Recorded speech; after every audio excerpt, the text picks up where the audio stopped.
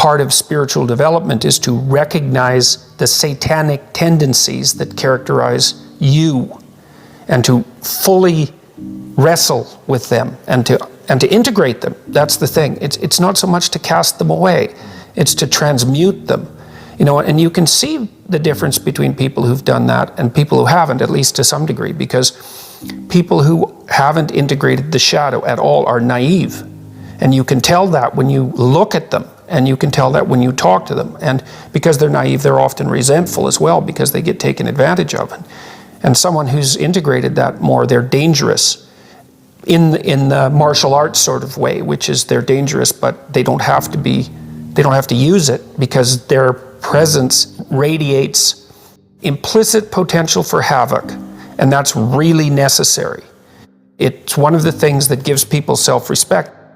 If you're harmless, you're not virtuous. You're just harmless. You're like a rabbit. A rabbit isn't virtuous. It just can't do anything except get eaten. It's not virtuous.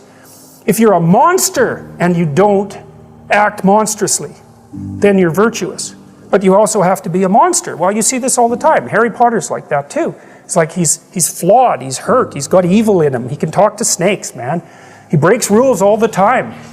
All the time. He's not obedient at all. But he has a good reason for breaking the rules.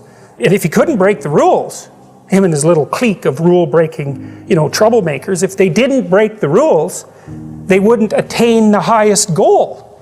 So it's very peculiar, but it's a very, very, very, very common mythological notion. The hero has to be a monster, but a controlled monster. Batman is like that, it's everywhere. It's the story you always hear. It doesn't matter if you lose if you tried your best. Most people have heard that before, but there is a secret to the universe that most don't know. If you actually try your best, you can't lose.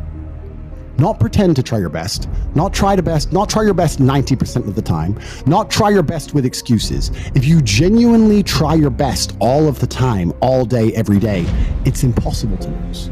So when people say if you tried your best, it's okay to lose, that is a logic fail. Because if you lost, you didn't try your best in the first place. If you actually try your best, it is impossible to fail in this life. God is watching and he rewards those who want it the most.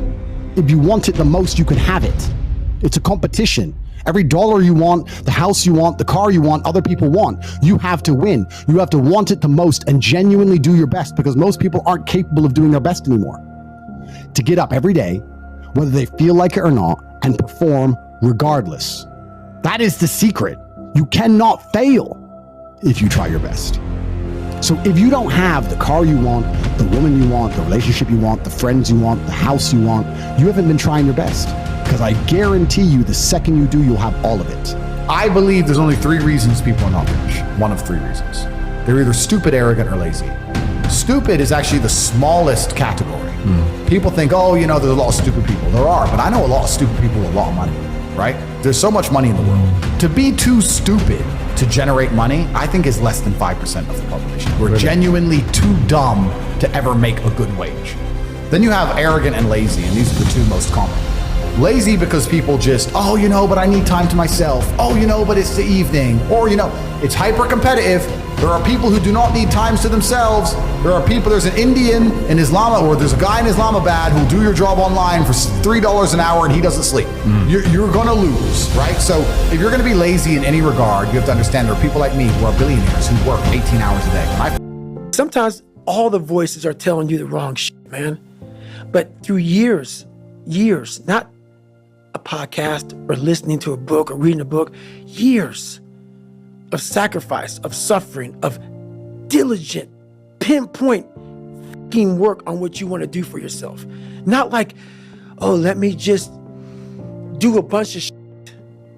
I want to be in every task possible. No. Pinpoint what I want to do with my life. What happens is you have all these voices that are telling you you're f***ed up and this is going to be hard. But for some reason, you put so much practice into you that you can ignore every one of them that are telling you you're not going to f***ing make it and still be able to f***ing make it.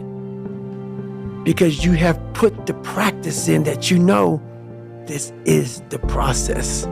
It's such a daunting task that all the voices are saying no. But you still have the conviction that I know I can do this. And that's what it took for me to get here. 30 years ago, I had this 35 or whatever it was, 30 to 25 years ago, pipe dream. And ever since then, every voice was like, you're a fucking nut. But when you put that practice in, every day you lace them up, and I don't mean run, it's just a metaphor for life. When you lace them motherfuckers up every day, pretty soon you win. Pretty soon you'll fucking win.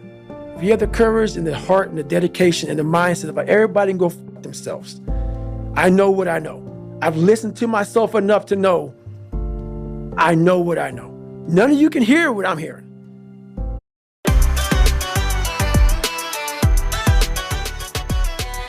Zepto. And that's what people don't do enough of. They don't listen to their journey. They listen to everybody else's shit.